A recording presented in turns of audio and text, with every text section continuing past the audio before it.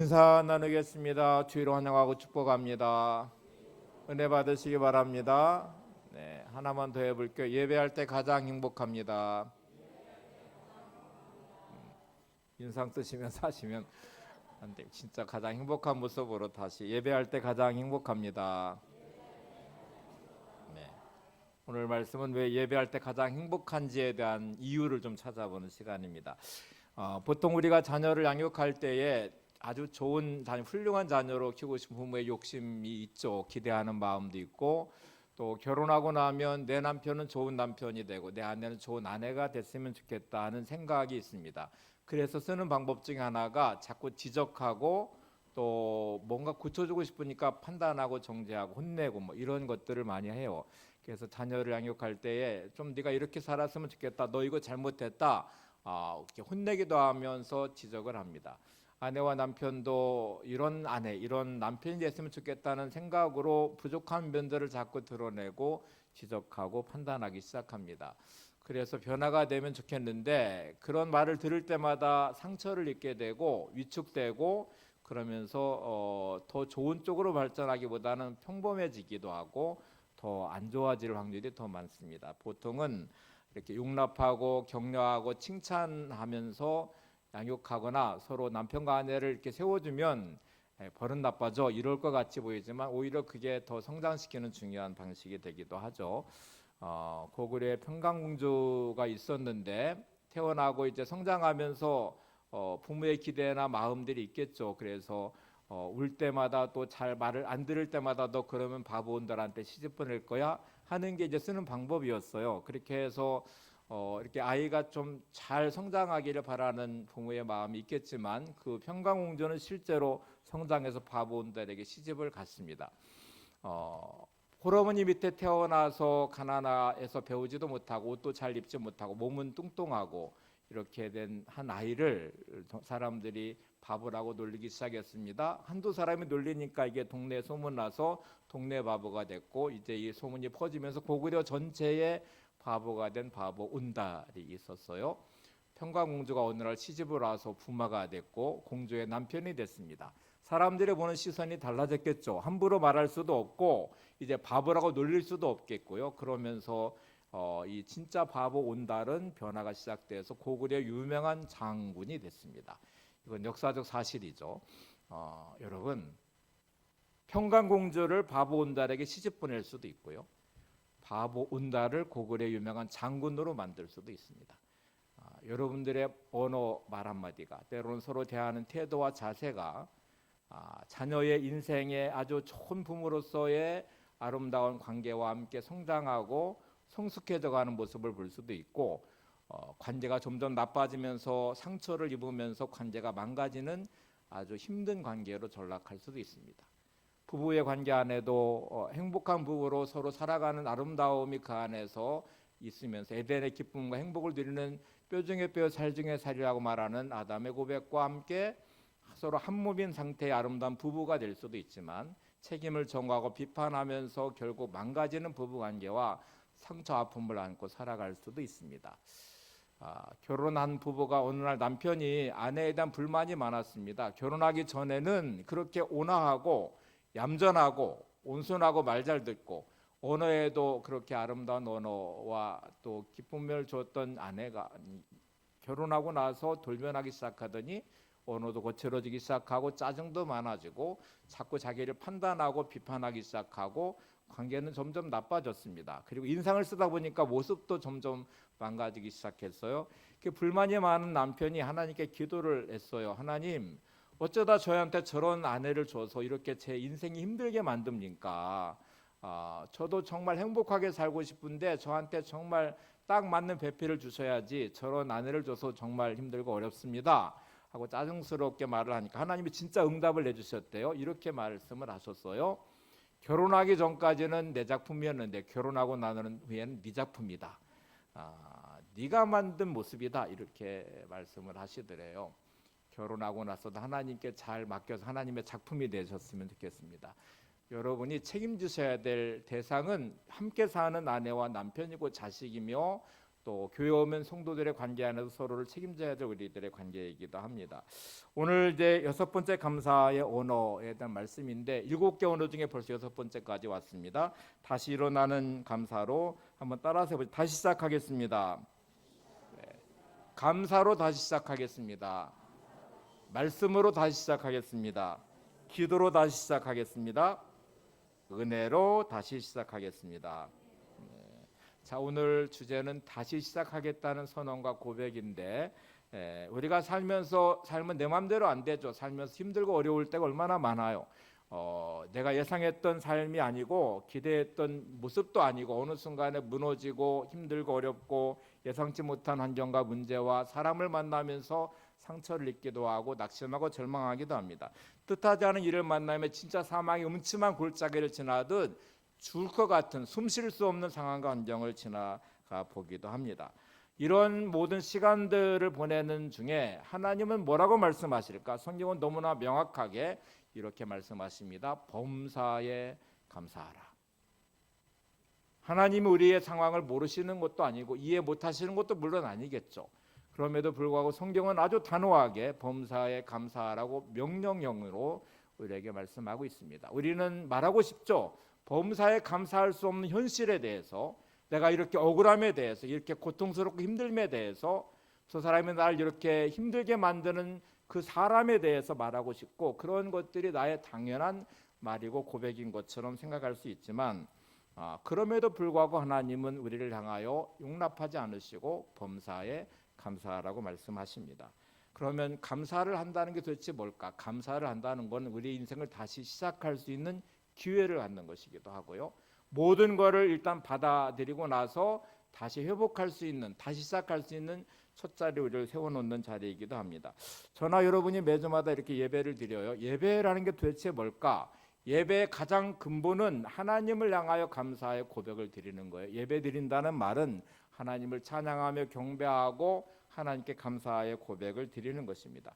감사의 고백을 드리면 하나님은 마치 예배 시간마다 너의 인생이 살아오면서 인생의 그림을 그렸는데 망가진 인생의 그림, 잘못된 인생의 그림을 좀 다시 오늘부터 시작해보자. 예배 드리는 순간부터 하나님은 다시 기회를 주셔서 마치 도화지를 주시듯 빈 도화지를 주면서 오늘 예배를 드리는 이 순간부터 나와 연결해서 너의 삶을 다시 시작하자, 다시 인생의 그림을 그려보자 하고 매주마다 예배 드릴 때마다 여러분은 새로운 인생의 도화지를 받으시고 그것도 한 장으로 끝나지 않고 실수하고 실패하고 어려울 때마다 계속 하나님께 공급받으면서 새로운 인생의 그림을 그려가는 시작이 될 것입니다. 그래서 예배가 중요하죠. 예배를 드릴 때마다 불평과 원망이 아니라 감사의 예배를 드리며 하나님을 찬양하시면 하나님 언제든지 우리의 인생을 새롭게 시작할 수 있는 기회를 주시고 다시 우리의 삶에 자리를 세워주십니다. 그래서 우리는 이렇게 믿음으로 고백하셔야 돼요. 하나님, 제가 오늘 예배를 드림으로 하나님을 만나고 새롭게 다시 시작할 수 있게 해주셔서 감사합니다.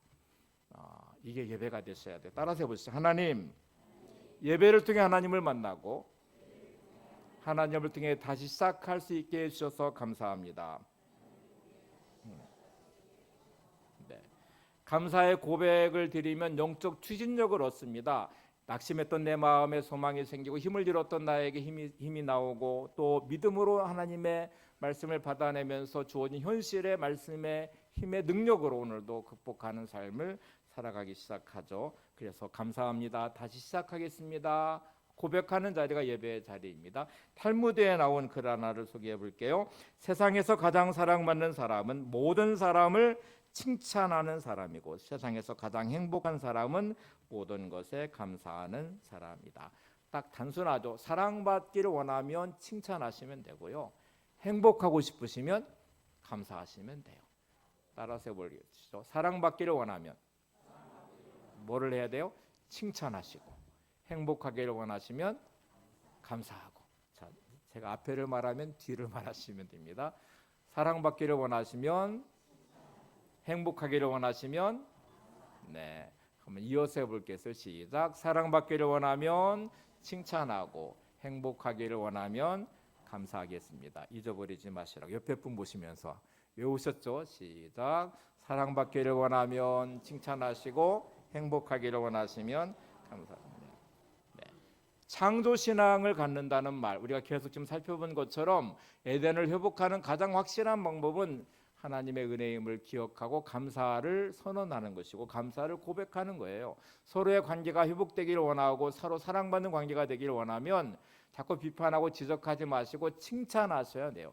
이렇게 칭찬거리를 찾으셔서 칭찬하시면 돼요. 칭찬할 게 하나도 없는데요 라고 말하면 마치 금광에서 금을 캐는 광부 같은 심정으로 찾아보셔서 하여튼 꼴불견 같은 밥만 잘 먹어 그러면 밥 잘 먹는 거 감사하고 칭찬해 보시고, 잠만 쿨쿨 자 그러면 잠 잘 자는 것도 칭찬해 보시고, 이렇게 뭔가 해보시면 그 사람은 변화가 시작해요. 바보 온달도 장군이 될 수 있다니까요.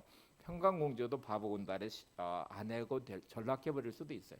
여러분 이렇게 주어진 삶에 칭찬을 잘 해보시고, 그리고 늘 행복하고 싶잖아요. 그러면 자꾸 감사의 고백을 드리시면 리셋하듯이 다시 시작할 수 있는 기회를 갖습니다. 내가 인생의 답을 알고 있으면 인생은 살만한 것이 되겠죠. 그리고 기대할 수 있는 마음도 갖겠죠. 시험을 치는 학생들이 만약에 시험 치는데 문제를 내가 도저히 모르겠어, 공부를 안 해서 모르겠어, 그러면 시험은 진짜 지옥 같을 거예요. 근데 공부를 하고 준비를 해서 문제를 딱 받았는데 답을 다 알아요. 그 얼마나 신나는 일이겠어요. 문제를 푸는 건 신나는 것이고 문제를 다 풀고 난 다음에 자기 실력이 검증될 것이고 확인될 것입니다. 여러분의 모든 인생의 답은 하나님께 있습니다. 하나님이 확실하게 인생의 답을 가지고 계시고, 예배할 때마다, 예배를 드릴 때마다 내 인생을 하나님께 연결하면 하나님의 답을 소유한 사람이 될 것이고, 그러면 인생은 살만한 것이 될 거예요. 힘들고 어려워도 답이 있는 하나님과 나를 연결한 예배자이니까, 그리고 그 말씀을 내가 받았고 믿음으로 내가 고백하고 순종하니까 감사의 고백을 드리며 하나님께 나의 삶을 연결했으니까, 그러면 이 문제의 답은 하나님께 있지. 그러면 살아볼 만하지. 이 문제를 잘 풀면 하나님의 답을 내가 가질 수 있겠지. 답을 알고 사는 힘나는 인생이 여러분의 인생이 되시기를 바랍니다. 누구에게 답을 주실까요? 예배하는 사람에게 하나님의 답을 주십니다. 감사는 그래서 예배자의 모습이어야 되고, 예배를 드리며 감사하는 사람은 마치 오뚜기의 인생을 사는 것과 같습니다. 우리는 수없이 넘어질 거예요. 이런저런 일들로 넘어지고 환경과 문제 때문에 넘어지고 사람 때문에 넘어집니다. 넘어지는 나의 마음은 상처받았고 실축했고 두렵고 염려되고 절망하고 이렇게 그냥 무너져서 넘어지는데, 감사는 오뚜기처럼 다시 나를 일으켜 세울 거예요. 주어진 삶이 힘들며 넘어지면서 다시 일어서게 하고, 불평과 원망으로부터 나를 회복시키고, 미움과 분노의 마음이 사랑과 용서의 마음으로 회복되고, 오뚜기처럼 나를 일으켜 세우는 게 감사의 고백이죠. 그래서 여러분, 부정적 생각이 묶일 때마다 예배를 드리고 예배하는 예배자의 모습으로 다시 하나님께 도화지를 받듯이 새롭게 시작하는 리셋을 시켜놓고 믿음의 고백으로 승리하시기를 바랍니다. 컴퓨터를 쓰시는 분들은 이렇게 오류가 생기고 뭔가 문제가 생기고 컴퓨터의 프로그램들이 복잡하게 걸리면 다시 재부팅을 시켜요. 리셋을 시켜서 다시 시작을 합니다. 우리가 살면서 온통 생각과 마음이 세상의 여러 가지 것들로 심란하고 때로 마음에 불평과 원망이 생겨났고 불안한 마음과 염려하는 마음, 이게 온통 이렇게 더러워진 마음, 복잡해진 나의 마음을 예배를 드리는 건 다시 리셋시키는 거예요. 재부팅을 해서 다시 시작하는 것입니다. 그러니 여러분, 예배할 때 나의 마음은 하나님을 통해 다시 내 인생을 재부팅해서 리셋을 해서 다시 시작하겠습니다. 새롭게 시작하겠습니다. 이 결단하시면서 여러분의 마음을 생각을 온전하게 하고 새로운 삶을 시작하시기를 바랍니다. 몇 가지의 문구를 좀 볼게요. 화면 보시면서 함께 읽어보세요. 시작. 호흡이 있다면 감사하라. 걸어다닐 건강이 있다면 감사하라. 살아서 움직여 할 일이 있다면 감사하라. 대단한 거 감사하라고 말하지 않고 이렇게 좀 고백하는 거예요. 하나님, 내가 숨 쉬는 순간에 모든 순간에 감사할 것입니다. 내 마지막 숨을 거두는 그 마지막 호흡에 담아서 모든 것이 하나님의 은혜였습니다. 하나님 감사합니다 하고 제 호흡이 멈추기를 원합니다. 얼마나 멋진 고백이에요. 하나님, 내가 걸어다닐 수 있어서 너무 감사해요. 오늘 이렇게 예배를 드리는 여러분들 어떤 상태이든지 걸어오셨잖아요. 걸어오셔서 이 자리에 앉아 계시니까 얼마나 감사해요. 그래서 하나님, 제가 오늘도 걸어다닐 수 있는 거 너무 감사해요. 살아서 움직여 할 일이 있다는 것 감사해요. 내가 식물인간처럼 그냥 몸도 움직일 수 없고 산소호흡기 꽂고 그렇게 있는 게 아니라 오늘도 뭔가 내게 할 일이 주어졌다는 것, 오늘도 내가 예배 자리에 서 있다는 것이 얼마나 감사한지 몰라. 이 감사만 담아도 불평할 곳이 없잖아요. 한번 다시 고백해 보겠습니다. 시작. 호흡이 있다면 감사하라. 걸어 다닐 수 있다면 감사하라. 살아서 움직일 수 있다면 감사하라. 외우라고 지금 이렇게 화면을 가렸다고 믿어요. 한번 따라서 해볼게요. 호흡이 있다면 감사하라. 걸어 다닐 수 있다면 감사하라. 살아서 움직일 수 있다면 감사하라. 네. 혹시 여러분 절망해 본 적이, 절망은 모든 게 무너져서 더 이상 할 힘이 없는 자리가 절망하는 자리거든요. 그 절망으로부터 나를 일으켜 세우는 첫 자리가 감사의 고백을 드리면 돼요. 감사하면 다시 일어설 힘을 얻게 되고요. 용수철처럼 다시 도약할 수 있는 발판을 마련하게 되고, 그 모든 자리가 예배의 자리가 이 시작점이 되시는 게 중요합니다. 자, 이제 다시 에덴 동산으로 돌아가 볼게요. 하나님과 관계가 온전했던 것은 삶 자체가 예배였겠죠. 하나님 감사합니다. 하나님의 은혜입니다. 주님을 찬양합니다. 이렇게 했던 그들이 죄를 지은 다음에 선악을 알게 나무 열매를 따먹고 숨어버렸어요. 부끄러워하고 두려워서 숨었다고 말하고, 그리고 에덴 동산을 잃어버려 추방당한 다음에 땅은 저주를 받았고 저주된 상태로 놓였습니다. 이제 이렇게 끝나버릴 것 같은 인생에 하나님은 찾아오셨는데, 어떻게 찾아오셨습니까? 대단히 중요해요. 자신의 몸을, 눈이 밝아진 상태로 몸을 보며 부끄러워하기 시작했어요. 하나님의 창조된 모습을 부끄러워해요. 여러분, 우리가 살면서 내 자신이 부끄러워지는, 수치스러운, 내 자신의 결핍이 보이고 부족함이 보이고 그러면서 뭔가 자꾸 감추고 싶은 생각이 들어서 마치 무화과 나무 잎으로 몸을 가리듯 우리는 그렇게 위선적인 모습으로 자기를 가리기 시작해요. 남들한테 부끄러운 나를 드러내고 싶지 않거든요. 근데 무화과 나무 잎은 뜨거운 태양빛이 내려치면 말라버리고 다시 또 만들어야 되고 다시 또 만들어야 되고, 이런 반복될 수밖에 없는 임시방편일 수밖에 없는 아담과 하와를 보시면서 하나님이 찾아오셔서 해주신 첫 번째 것은 짐승의 생명을 죽여 가죽옷을 만들어서 입히신 것이었어요. 하나님이 찾아온 첫 자리는 짐승의 생명을 죽여서 아담과 하와의 생명을 살리시려고 만나시고, 그리고 가죽옷을 내서 입히셨습니다. 이것이 구약의 제사가 됐습니다. 끝없이 짐승의 생명을 죽여서 번제로 드릴 때에 하나님 어떻게 말씀하시냐면, 네가 죽어야 될 죄를 가지고 하나님을 만날 수 없는데 내가 짐승의 생명을 대신해서 너의 죄값을 받아내겠다. 그래서 짐승을 죽여서 머리에 안수하고 죄를 전가한 다음에 번제로 드리고 성막에 와서 나를 만나자. 이게 구약의 예배 제사의 모습이에요. 신약에 오면 우리의 모든 죄를 주님이 십자가의 죽으심으로 받아내시고 죄값을 받으신 다음에 하나님은 우리를 만나시려고 하나님의 자녀 삼으시고 성도가 되게 하늘의 상속자가 되게 하셨습니다. 주님이 제물 되어셔서 어린 양 되셔서 모든 죄를 다 받아내시고 마치 가죽옷을 입히듯 우리의 의의 옷을 입히시고 하나님의 자녀와 예배자가 됐다는 말은 이렇게 하나님의 가죽옷을 입고 거룩한 믿음의 자리에 서서 주를 예배하는 거예요. 예배 시작의 모습이잖아요. 그러니 여러분, 오늘 나에게는 하나님이 이런 은혜가 있었구나. 에덴 동산의 이 세 가지 모습을 정리해 볼까요? 이렇게 첫 번째는 아담과 하와는 선악과를 따먹은 뒤 자신의 벗은 몸을 보고 두려운 마음이 들었습니다. 두 번째, 그들은 무화과 나무 잎으로 치마를 엮고 자신의 몸을 가렸습니다. 셋째, 하나님은 그들에게 가죽옷을 지어 입히셨습니다. 자, 이 과정을 다시 돌아볼게요. 여기 시작점은 선악을 알게 하는 나무 열매를 따먹고 나서 눈이 밝아지면서 시작됐어요. 그 전에는 벗은 몸을 부끄러워하지 않았대요. 하나님도 부끄러워하지 않았고 자기도 자기 자신을 부끄러워하지 않았고 남편은 아내를 부끄러워하지 않았고 아내는 남편을 부끄러워하지 않았어요. 그런데 눈이 밝아져 보기 시작했습니다. 밝아졌다는 말은 인식의 변화가 생겼다는 것이고 분별과 판단력이 생겼다는 것이고 지적 능력이 생겼다는 긍정적인 면이 보이는 듯이 보이지만, 그들의 눈에 밝아짐으로 한 행동들은 부정적인 것을 보기 시작해요. 좋은 면을 보기보다는 안 좋은 면을 봤어요.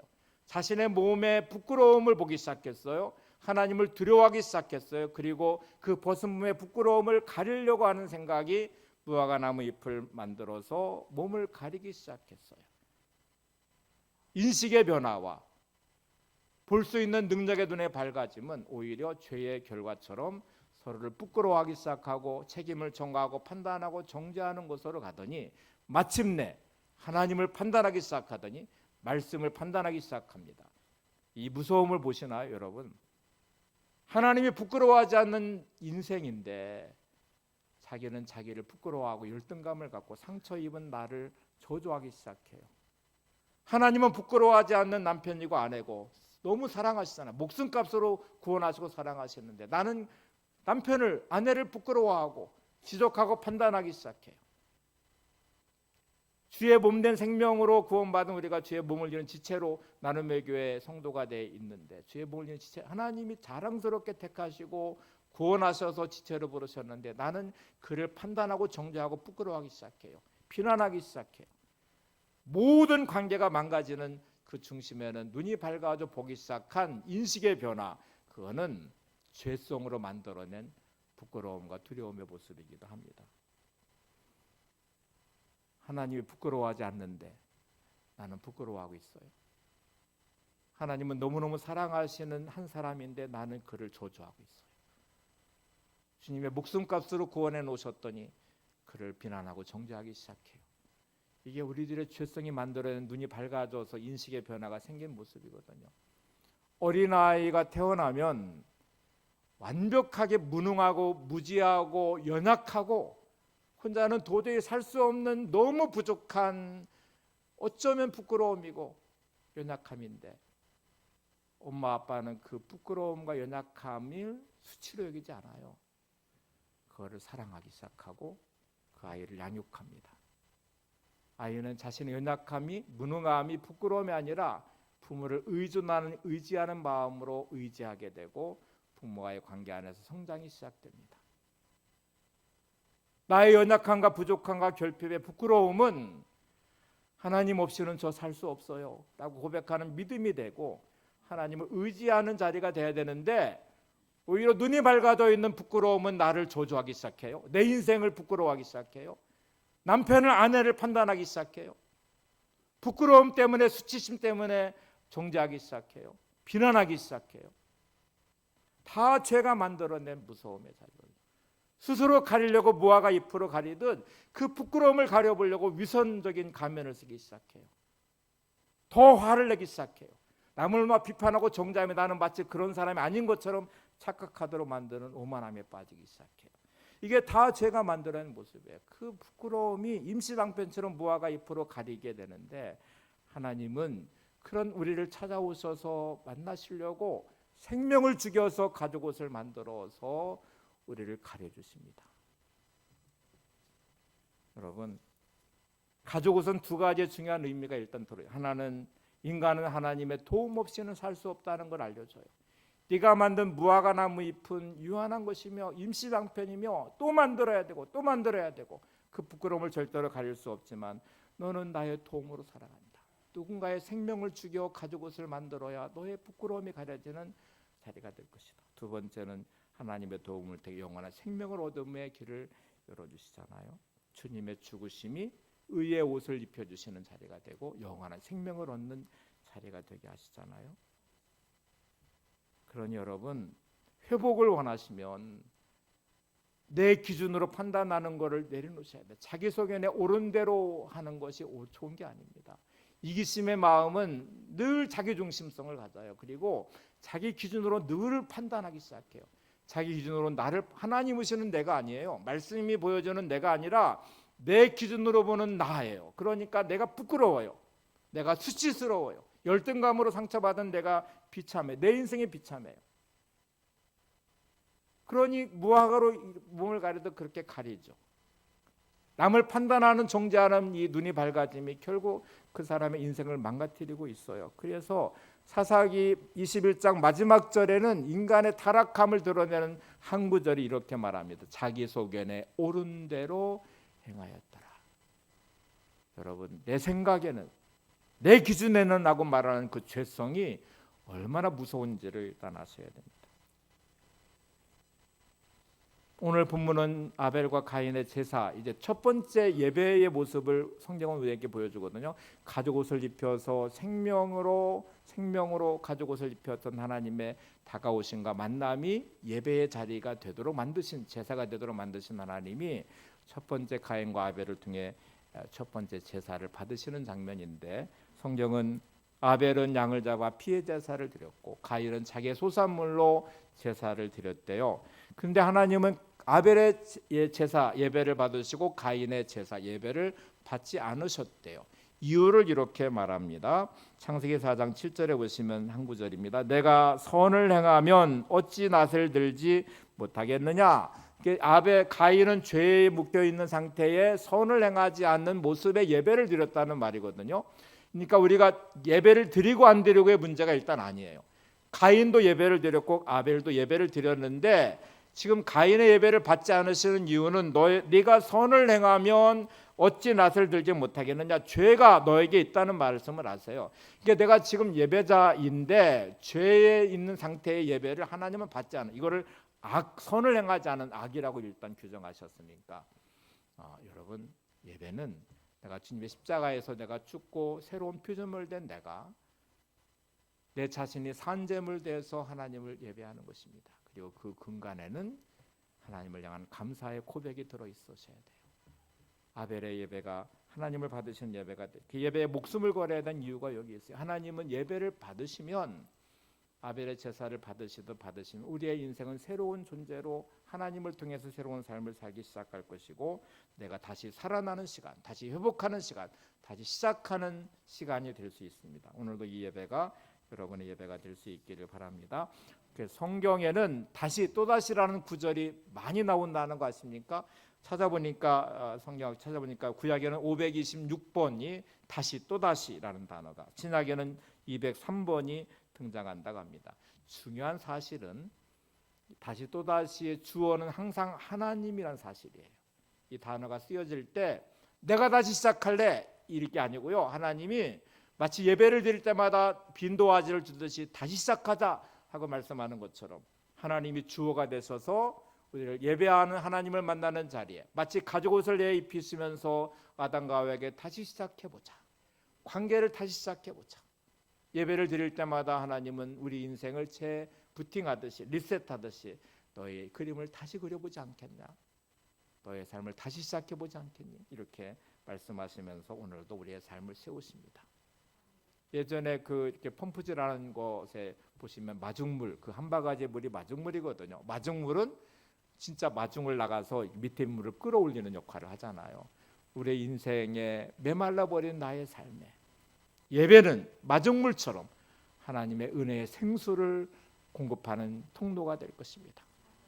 여러분의 삶을, 단절된 여러분의 삶을 하나님께 연결해서 하나님의 은혜의 통로를 연 마중물이 될 것입니다. 그러므로 예배하는 여러분, 오늘도 이렇게 고백하셔야 됩니다. 감사로 다시 시작하겠습니다. 예배로 다시 시작하겠습니다. 말씀 붙잡고 다시 시작하겠습니다.